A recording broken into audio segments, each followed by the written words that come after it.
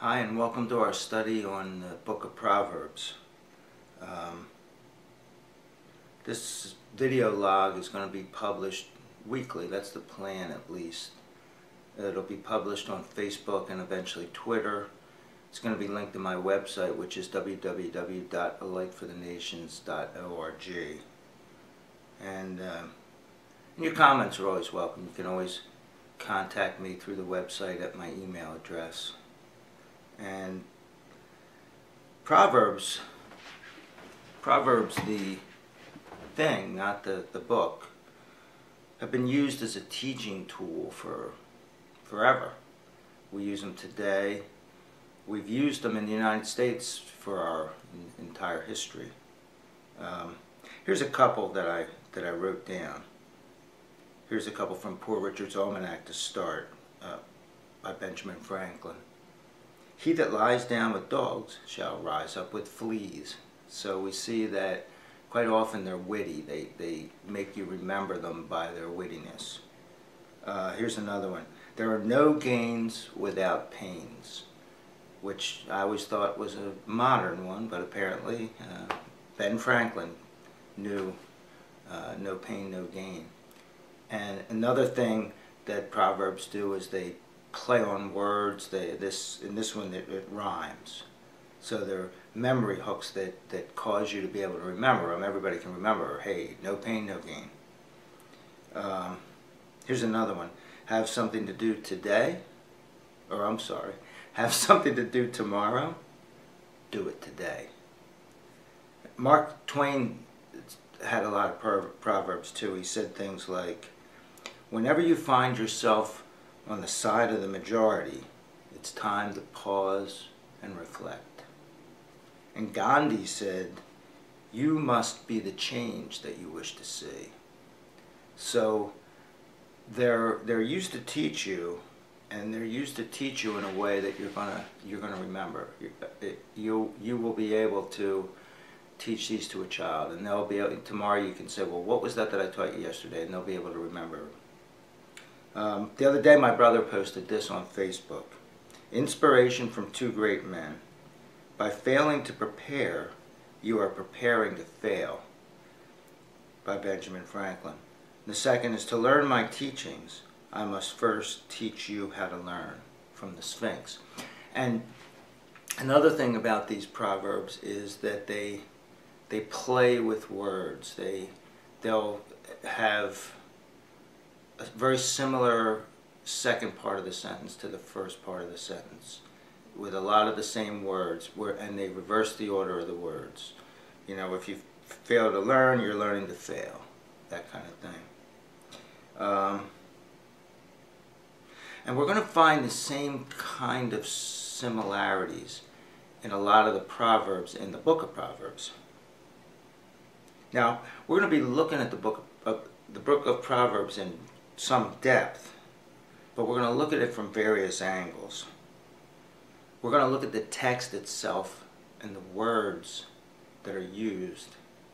We're going to look at the book in its historical and regional context by briefly, from time to time, touching on extant contemporary works from the Middle East, from Egypt and Assyria, Mesopotamia, the areas around the children of Israel that influenced the children of Israel throughout their history.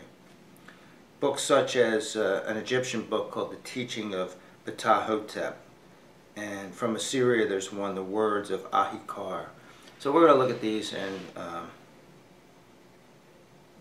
you might ask, well, why are we going to do that? Well, we're going to see in a second that Solomon had wives from all over the area. He was a king who used marriage to secure his kingdom, and he was influenced by these wives. So it stands to reason that if he was influenced by the wives, that he would be influenced by their literature, because we're also going to see that King Solomon, who wrote the book of Ecclesiastes, was a scholar, and he studied things from many angles, just like we're going to study his book here. And that brings us to Solomon himself. We're going to look at Solomon, the man, because you really can't look at the book of Proverbs. I mean, it's a nice book to just read. It's got a lot of wonderful content to just read, but it's so much richer if you look at Solomon. So we're going to look at the book compared to his life, because even though he had a lot of wisdom, he had the most wisdom of any man in the world, he also struggled with how to apply that wisdom.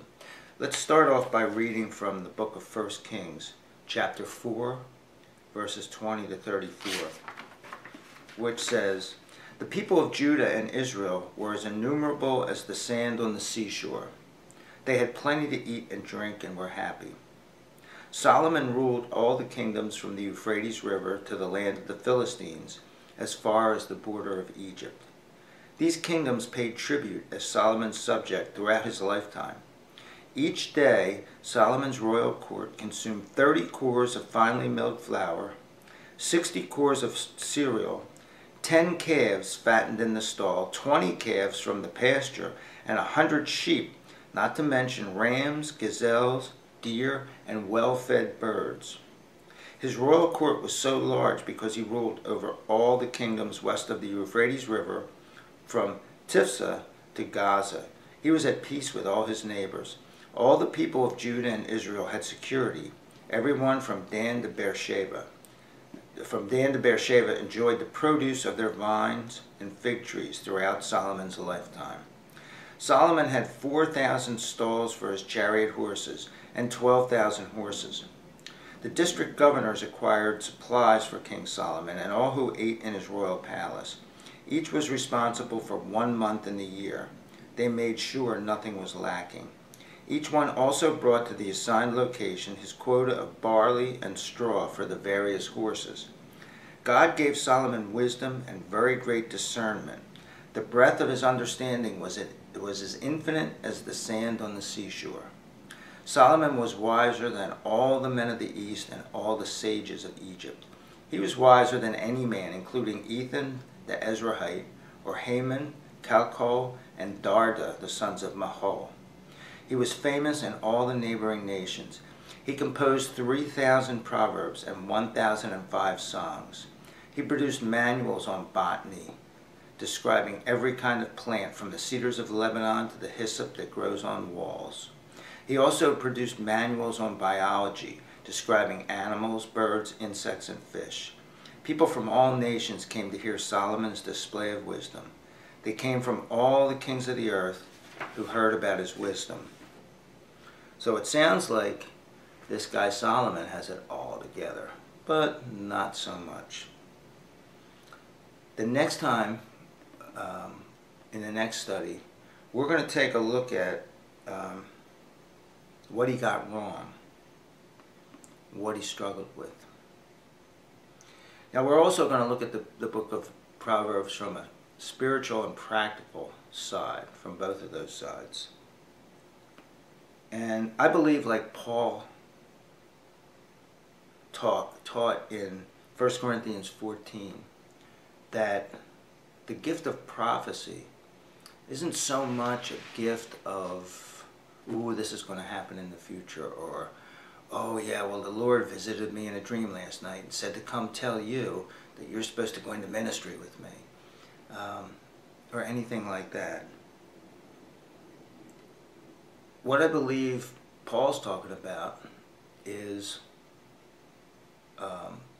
discerning and disseminating the Word of God in a language that the people understand.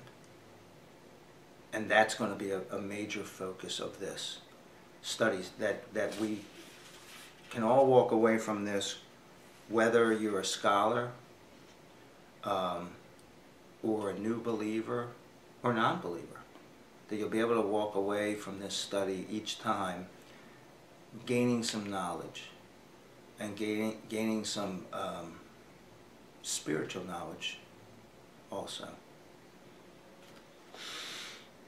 As Walt Whitman said, and I'm going to try to focus on this, language is not an abstract construction of the learned or of dictionary makers, but is something arising out of the work, needs, ties, joys, affections, tastes of long generations of humanity, and has its bases broad and low, close to the ground. And I'm going to try to do that. I'm going to try to keep this low and close to the ground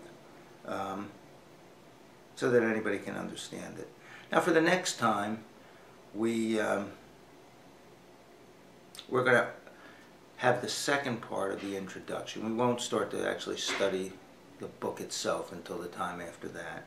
But what I want you to do is think about and maybe write down some of the proverbs that you live by, some of the proverbs that you tell people in your conversations, some of the proverbs that you use to teach your children. Until then, God bless you.